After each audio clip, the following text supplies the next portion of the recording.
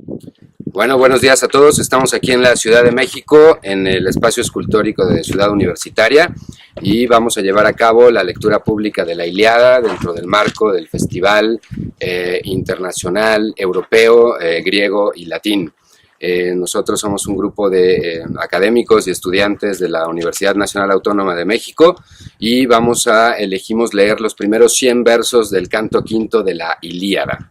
Entonces, antes de comenzar a leer, vamos a hacer una recitación en griego y después vamos a leer las traducciones y hacer unos breves comentarios, pero antes de comenzar a leer los versos, valdría la pena hacer una muy breve introducción al canto quinto. El canto quinto de la Ilíada viene después del cuarto, obviamente. En el cuarto se reanudó la batalla cruenta entre aqueos y troyanos, después de que en el canto tercero se realiza el combate singular entre Paris y Menelao, con la promesa de que quien ganara ese combate iba a acabar ganando la guerra, pero al final, por intervención de los dioses y por otras circunstancias, finalmente no sucede esto y se reanuda la guerra, y ya en el canto quinto, que es lo que vamos a empezar a recitar nosotros, es donde la guerra ya está en su máximo punto y más álgido. Entonces, bueno, vamos a comenzar a leer en griego los primeros versos. Vamos a leer 5 compañeros y comienzo yo con los primeros 19 versos.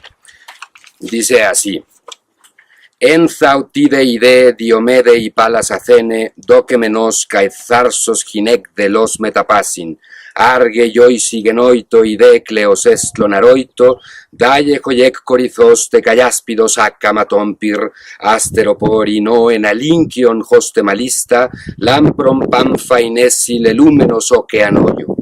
Toyon hoi pirdayen apócratos te cayomon, orse de min catameson jociple istoi cloneonto, en de tisentro esi dares afneios amimon, gireus jefa istoyo diode joiji esten, fegeus ida yoste majes eu eido te pases, tojo yapocrincente en antio jormeceten, domen afhipo in jodapóxonos ornitopetsos, joidjotedes gedones Nepalle loisi iontes, fegeus raproteros proieido lijoskion enjos, tide ido hiperomon aristeron elizacoque, engeosude balauton jodgisteros ornito jalco, tide ides tuduja lion velosec figegeiros, ale valeste dos metamazion oses afhipon.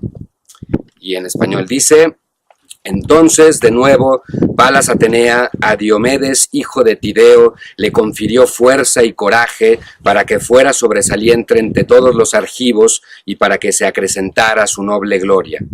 Hizo arder en su yelmo y en su escudo un fuego incansable, semejante al astro otoñal que brilla radiante y con fuerza tras bañarse en el océano. Un fuego así hizo arder desde su cabeza y sus hombros y lo impulsó al centro de la batalla, en donde la mayoría se alborotaba. Y entre los troyanos había un tal Dares, acaudalado e irreprochable, sacerdote de Hefesto. Él tenía 2 hijos, Fegeo e Ideo, buenos conocedores de todo tipo de empresa bélica. Ellos 2, apartándose del tumulto, se lanzaron contra Diomedes, ellos 2 desde sus caballos, y él, Diomedes, desde el suelo y a pie atacó. Y cuando ya estaban cerca, aproximándose unos a otros, Fegeo fue el primero que arrojó su lanza, que proyectaba una larga sombra, y por encima del hombro izquierdo del hijo de Tideo pasó la punta de la lanza, pero no le dio. Y entonces el hijo de Tideo atacó con el bronce, y no fue en vano que de su mano escapó su ataque, sino que le dio en el pecho entre sus pezones y lo hizo caer del caballo. Seguimos con compañero Claudio García, que va a leer los versos siguientes.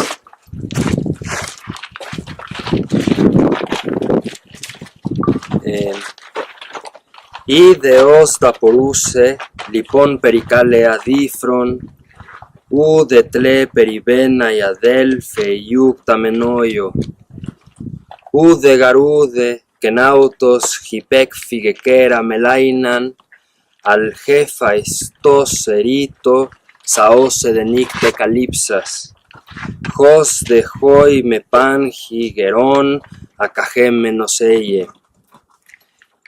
Hippus dex elasas megathimu tideos hios, token getairo sin catagein coilase pineas.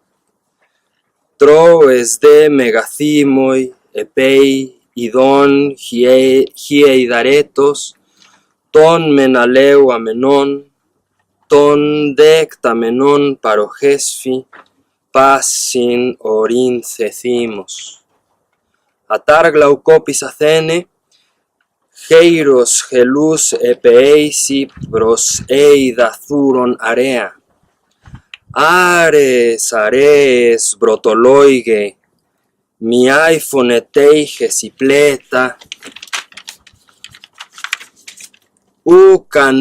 troas, meneas, aimen cayajeus marnas, hopoterois y pater seusquidos orexe, noidejas somesta, dios de aleome zamenin, Jos eipusa, majes exega gethuron area, ton menepeita caceisen ep eioentis camandro, troas declinandanaioi, geledandra gecastos hegemonon, protos de anax andron agamemnon, Arjon, Jalit, Sonon, Odion, Megan Ekvaledifru. Protogars, Trefenti, Metafreno, Endoripexen, Omon, Mesengis, Diades, Teces Finelase, Dupesen de Peson, Arabe, Se de Teuge ep auto. Entonces en castellano estos versos dicen: entonces Ideo salta hacia un lado, abandona la muy hermosa carroza y no se atreve a permanecer junto a su hermano que yace muerto. Tampoco él hubiera podido escapar a la negra muerte si Hefesto no lo hubiera protegido, pero sí lo salvó, ocultándolo en una noche para que su anciano padre no quedara totalmente devastado. Luego el muy valiente hijo de Tideo aparta los caballos y se los da a sus compañeros para que los lleven a las cóncavas naves. Los troyanos, que también eran muy valientes, cuando vieron a los dos hijos de Dares, a uno huyendo y al otro muerto junto al carro de guerra, se entristecieron enormemente.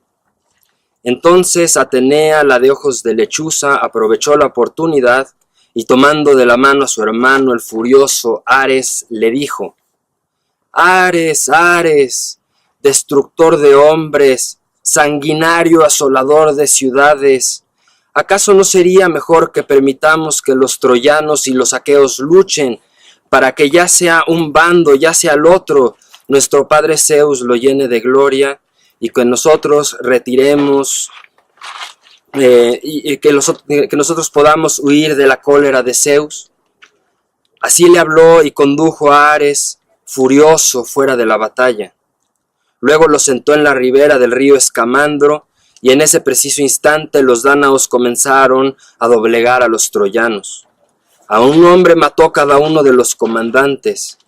Primero Agamenón, el caudillo de ejércitos, derribó de su carroza al líder de los alisones, al gran Odio, puesto que él había sido el primero en darse la vuelta, y en la espalda, justo entre los dos hombros, le clavó la lanza que lo atravesó por el pecho.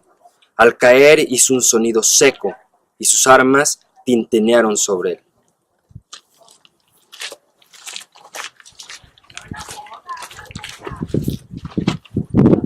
Continúa el poema.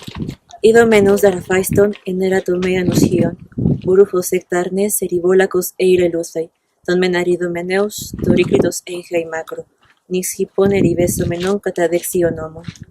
Eripedexogeons tigeros daramins cotosgeile. Ton menaridomeneus, esileon terapontes.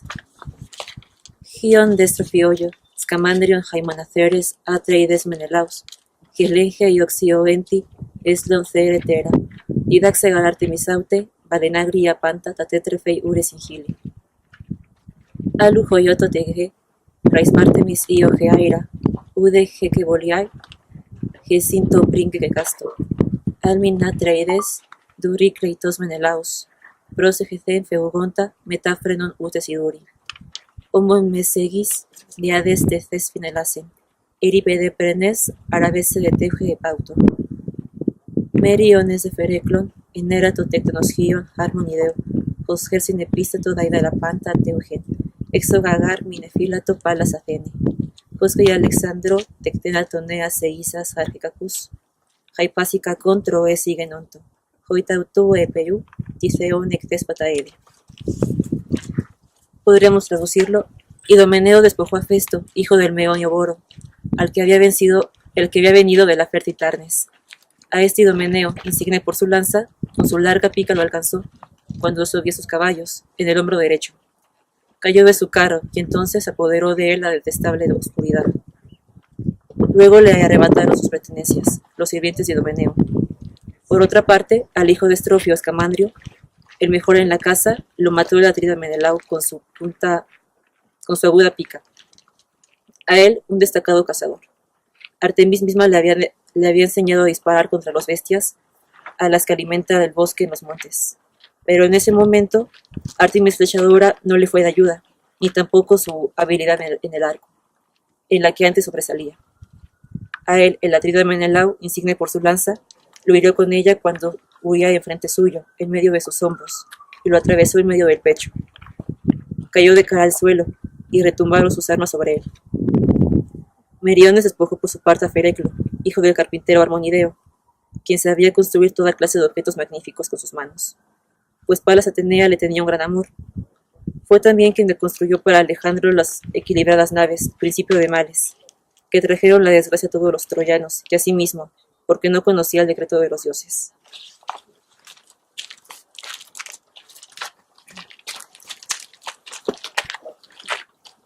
Ton men Meriones hotede catemarte diokon bible kei gluton catadexion. Hede diapro anticry catacustin, hyposteon elita coci. Gnyts de ripoi moxas, thanatos de minanfe calypse. Peida ion dare pefne megesan tenoros hyon, hos ranothos meneen, picadetre fedia theano, isa philoise de keisi, charis domene poseijo. Ton men phyleides duriclitos enguiten elthon, bible kei kefales cata union, oxe iduri. Anticritan odontas hypoglos santa mechalcos. Eripeden conie, psychron de helejalcon odusi. Euripilos de Aimonides hypsenoradion, hion hyperthimu, dolopionos, hos rascamandru, are terete ticto, theos hostieto demo. Ton menan Euripilos, Aimonos aglaos hios, prosten hethen feugonta metadromaden elasa homon, fasgano aixas, apodexes egeira varellan, haimatoesa de heir pediopese, donde catose elave porfirios thanatos, caimoira crataye, hos hoimen poneonto cata crateren hysmenen, tudeiren du cangnoies poterois meteye, metatroesin, homileoi metahaioris. Meriones, una vez que yendo detrás de Fereclo lo atrapó, lo hirió por el glúteo derecho, y a través de la vejiga hasta el fondo por debajo del hueso se alejó la punta de su lanza. Fereclo cayó de rodillas con un gemido y la muerte lo envolvió. Tras esto, Meges asesinó a Pedeo, hijo de Antenor, que pese a ser bastardo, crió con gran cuidado la divina Teano, igual que a sus propios hijos, para complacer a su esposo. El Filida, renombrado por su lanza, se le aproximó e hirió por detrás de la cabeza con su aguda lanza. De frente le rebanó los dientes, por debajo de la lengua el hierro. Medeo cayó al polvo y probó el frío hierro con los dientes. Eurípilo, el Evemónida, desgarró a Hipsenor, el divino hijo del audaz Doliopón, que fue sacerdote de Escamandro y por el pueblo era como un dios venerado. Entonces Eurípilo, el esplendente hijo de Evemón, tras seguir a Hipsenor en su huida, le hirió el hombro con el blandir de su espada y le cortó la pesada mano. Sanguinolenta cayó la mano en el llano. A Hipsenor por ambos ojos nacieron la oscura muerte y el poderoso Hado. Así ellos contendían durante la potente batalla, pero al Tidida no podrías reconocer con qué bando estaba, si del lado de los troyanos o del lado de los aqueos.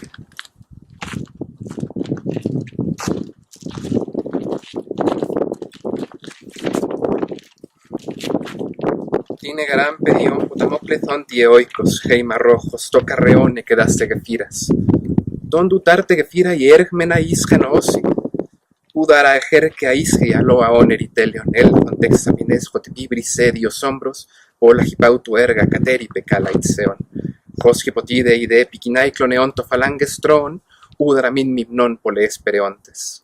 Τόντ χωσούνε νοέσε λικάο νοσάγλα οσχίων, τίνον ταν παιδιών προχεθέν κλονεόντα φαλάγγας, άι ψεπιτίδε ιδε, ετιτάινε το κάμπι la toxa, κάι βαλεπάι σόντα τυχόν, κατά δεξιονόμων τόρεκος γιαλών. Diadepta to picros oistos, anticride diese, balacetot jaimatitorex. Lo que podría traducirse, si a lo ancho de dura batalla aquellos cansándose así combatían, no podría saber con certeza por cuál de los bandos peleaba el Tidida, pues lanzaba su cuerpo en el campo idéntico a un río que en plena crecida es invierno fundido que corre tan rápidamente que bota los diques. Ve que a él esos muros, cerrándole el paso ya no lo restringen, ve también que esas cercas de fértiles huertos su avance no impiden, si en su marcha la súbita lluvia viniendo de Zeus engrosa sus límites, y por él queda dejado el hermoso trabajo de jóvenes frescos y firmes. Con idéntico empuje, Diomedes Tidida agitaba compactas las filas de troyanos que no conseguían, aunque fueran muchos, plantarle batalla. Y es entonces que bien lo distingue el famoso hijo de Licaón, que hacia aquel que se lanza en el campo y agita las filas el arco tensó. Disparó y mientras éste corría, dio en el blanco en el hombro derecho, débil parte se ofrece a la herida, donde tiene una muesca su peto. Vuela entonces aguda la flecha, por el aire propicio y abierto, y al cruzar limpiamente su cuerpo, la coraza de sangre se mancha.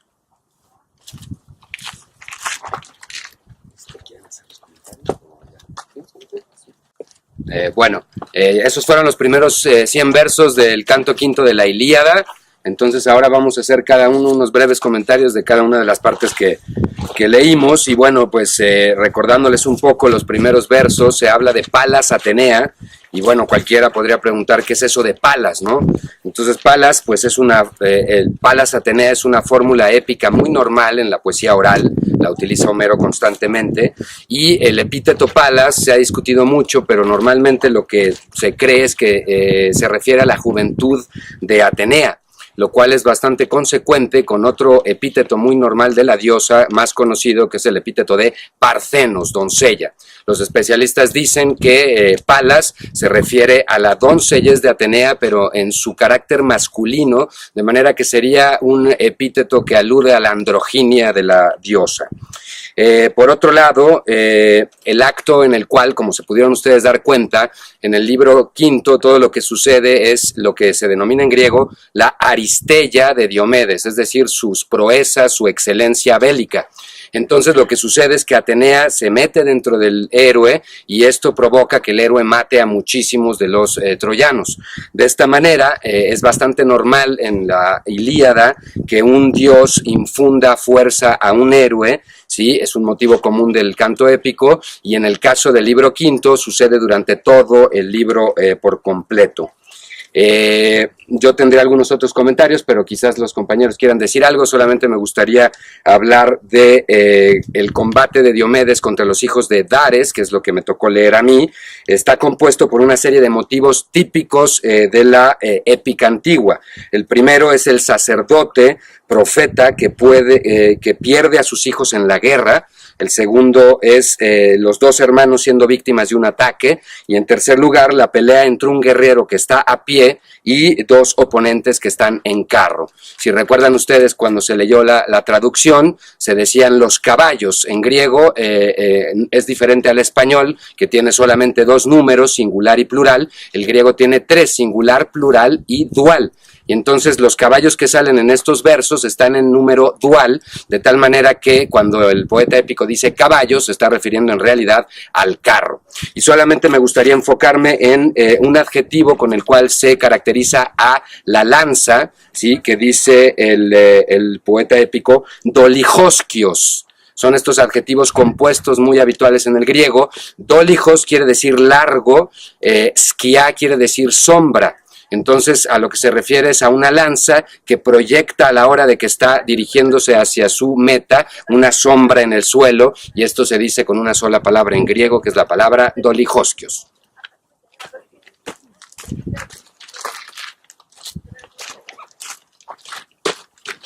Bueno, pues a mi juicio, en los versos que yo leí, se puede percibir muy bien un poco de la ancestral memoria preservada a través de la oratura homérica. Aquí vemos en primer lugar que aunque Festo normalmente está del lado de los aqueos, rescata a Ideo, que es troyano, porque su padre Dares es uno de los sacerdotes. Entonces vemos el capricho de los dioses en la guerra de los hombres. Pero también vemos una sensibilidad homérica hacia las atrocidades de la guerra. Vemos, por ejemplo, el dolor del cuerpo de un hermano que yace muerto y el otro hermano protegiéndolo, y sabemos que Festo salva a Ideo para ahorrarle penas al padre. También vemos la astucia que caracteriza a Atenea, que Atenea logra sacar a Ares de la guerra, y es así como los aqueos empiezan otra vez a derrotar a los troyanos. Esta sensibilidad o esta descripción de cómo es la guerra la vemos mejor todavía en los epítetos que se le atribuyen a Ares: protoloigos, miaifonos y teijas, pletes y zuros. Son los cuatro que utiliza Homero en este pasaje, y todos significan distintas cosas. Protoloigos, pues, es como el que asesina a los humanos, es parecido a André Fontes. Miaifonos, en cambio, es el que está manchado con la sangre de la masacre, ¿no? Porque viene de la palabra miaino, del verbo miaino. Sin embargo, en Homero, o por lo menos en la Ilíada, yo no encuentro que haya el valor moral que nosotros tendríamos, ¿no?, hacia quienes se manchan con el asesinato de otros. Pero de todos modos nosotros podemos interpretarlo así. Podemos leer como que la guerra mancha la moral de las personas. Y el otro adjetivo que me parece interesante, zuros, que se utiliza para Ares, me parece que este epíteto es muy parecido a Chalkeos, porque se usa en distintos lugares hacia los escudos, para referirse a los escudos, y también parece significar algo así como coraje, pero también como el que está furioso. Entonces, la guerra no significa nada más estar a atacar en este sentido, sino también defenderse. Creo que sí.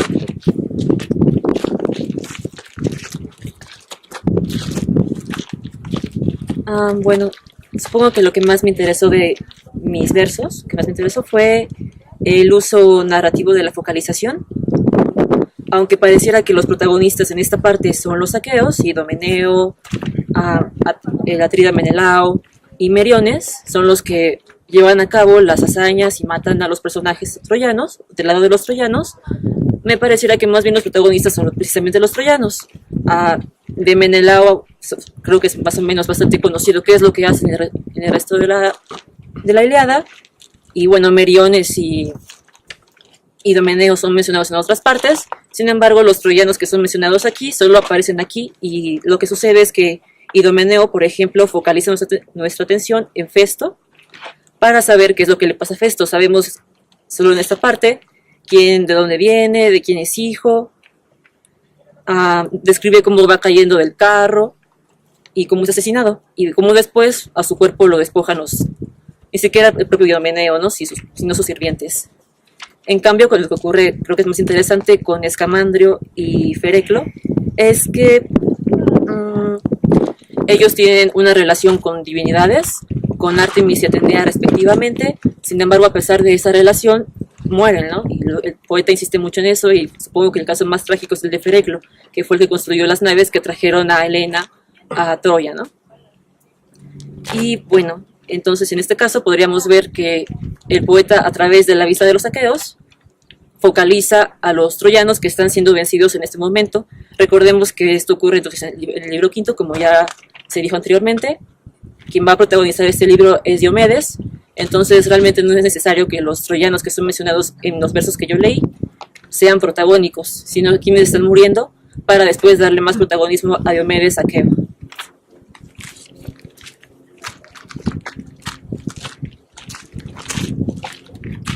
Yo quería rescatar dos focos narrativos del pasaje que me tocó, y uno se refiere al nivel de detalle, hablando de poesía tan antigua. Tenemos una serie de componentes sintácticos que permiten al poeta presentar escenas que uno podría llamar casi cinematográficas, en los que mientras uno está huyendo, el otro ya está detrás de él. Y además el nivel de detalle de las heridas es de una crueldad que justamente representa ya no necesariamente la gloria de la guerra, sino propiamente lo que causa. Y también el otro nivel de detalle en el que se centra el poeta es que ya sea las víctimas o los victimarios tienen nombre y tienen un origen. Entonces, las personas que están cayendo en la guerra troyana no son cualesquiera, sino que son personas, muchas veces están caracterizados por ejemplo, el adjetivo dion o amimon, etc. O sea, que habla de la excelencia, etc.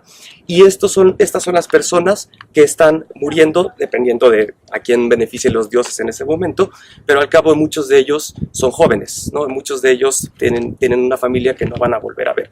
Y siento que el foco narrativo es muy insistente en no solamente presentar el origen del victimario y de la víctima, sino también el detalle de la crueldad.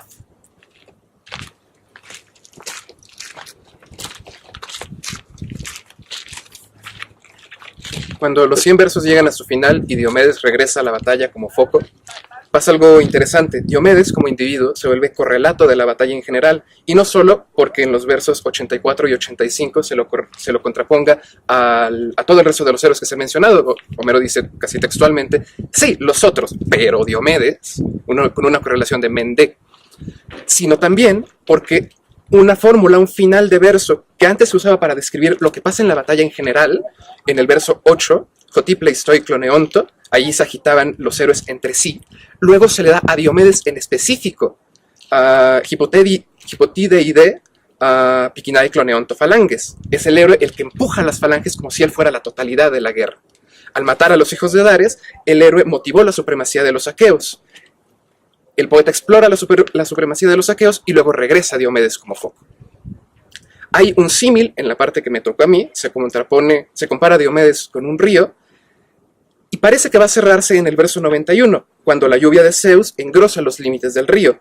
Pero un verso más resignifica la comparación entera. No es solamente que Diomedes se parezca al río por ser ambos implacables o imposibles de detener, sino también porque causan desolación a su paso.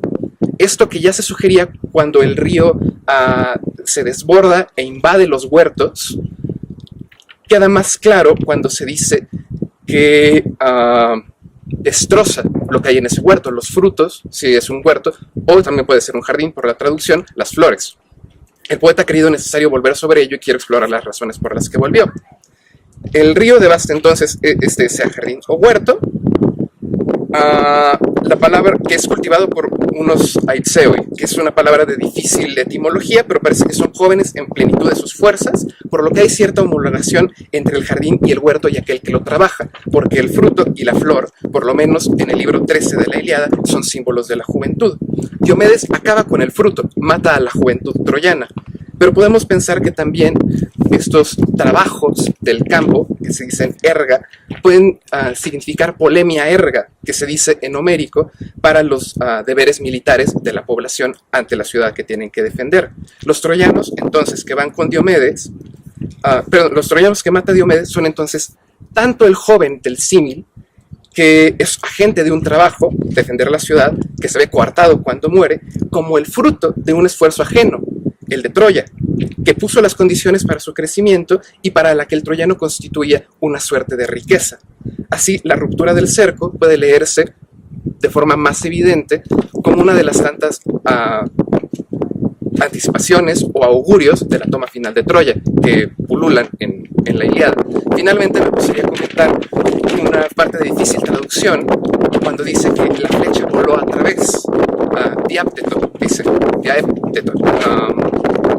Muchos traductores parecen creer que vuela a través de Diomedes, que lo cruza y sigue su vuelo después, como si la imagen fuera la de un pájaro que libra un obstáculo determinado por la destreza que tiene en su vuelo. La imagen, siendo muy sugerente, no tiene paralelo en el resto de Homero, y me gustaría sugerir que lo que pasa es que aquí el poeta no está siendo lineal, como creía Frenkel, uno de los protagonistas de Homero, sino que puede volver a un hecho que ya había expresado para replantearlo desde otro foco. Ya había dicho que la flecha toca a Diomedes desde el punto de vista del arquero que la dispara. Ahora lo importante es seguir el curso de la flecha desde la flecha misma. Impacta en Diomedes, nos regresamos, la flecha se vuelve de nuevo, vemos el curso del aire, el diápteto por el aire, y luego impacta en el héroe y causa la herida.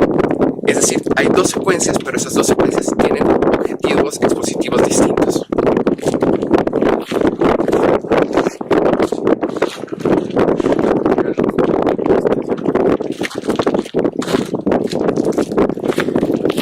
La Ilíada es el primer gran poema épico de la antigüedad e influyó considerablemente en la tradición lírica antigua y en la tradición occidental también.